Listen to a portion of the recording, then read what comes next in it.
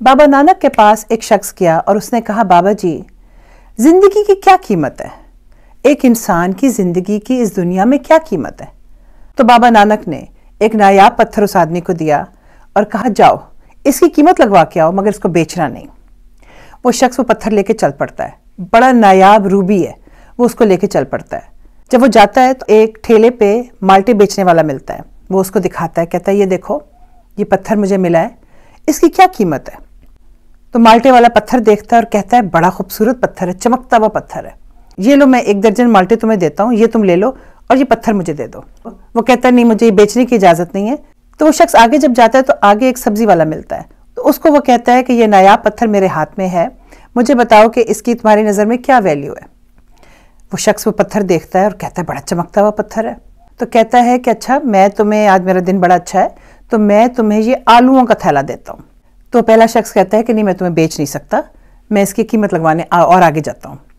آگے جاتا ہے تو اس کو ایک سنیارا ملتا ہے، سنیارے کو وہ دکھاتا ہے کہ یہ پتھر دیکھو مجھے بڑا چمکتا ہوا پتھر ملا ہے، تم یہ بتاؤ کہ تم اس کی کیا قیمت لگاؤ گے؟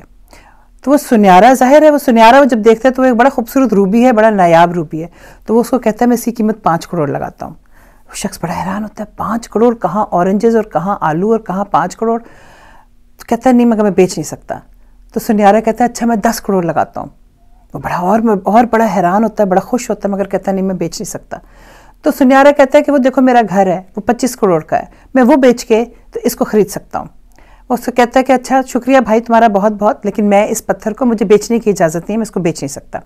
آگے جاتا ہے تو آگے اس کو ایک ہیرے بیچنے والا شخص ملتا ہے، نایاب پتھر کو دیکھتا ہے تو وہ اس کو پہلے ایک کالے کشن پہ رکھتا ہے، پھر وہ اس کو دیکھتا ہے، اس کے گرد چکر کاٹتا ہے، پھر وہ اس کو جھک جھک کے دیکھتا ہے، شیشہ لگا کے اپنے لینزز سے اس کو دیکھتا ہے، کہتا ہے یہ اتنا نایاب پتھر ہے، اتنا نایاب پتھر ہے کہ اس کی کوئی قیمت نہیں ہے، اس کی کوئی قیمت نہیں لگ سکتی۔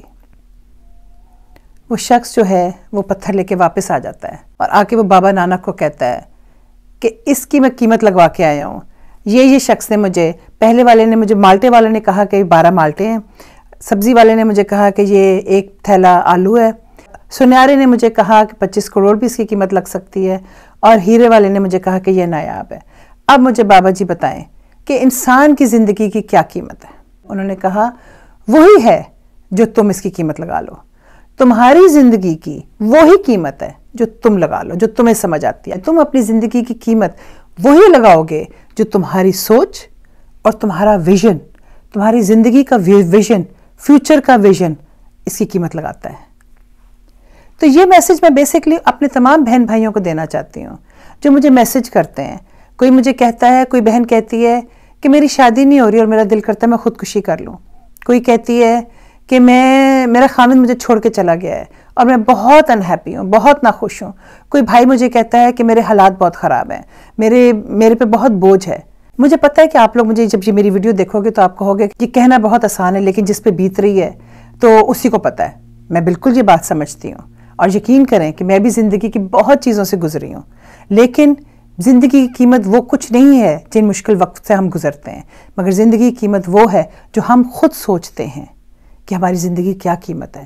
آپ کی زندگی کی قیمت یا قدری کرنا نہیں ہے، نہ ہی آپ کی زندگی کی قیمت وہ بے وقوف خامند ہے جو آپ کو چھوڑ کے چلا گیا ہے، نہ ہی آپ کی زندگی کی قیمت جو وہ پریشانیاں ہیں جو آپ کو لگی ہوئی ہیں اس وقت۔ یقین کریں یہ سب چیزیں وقتی ہیں اور ان کی چھوٹی ویلیو ہے، ان کی وہ ویلیو نہیں ہے جو آپ کی زندگی کی ویلیو ہے۔ اپنی زندگی کی قیمت کو بڑھاؤ، اپنی زندگی کو بڑا دیکھو، اپنا ویژن بناؤ کہ آپ نے اپنی زندگی میں کیا اچیو کرنا ہے۔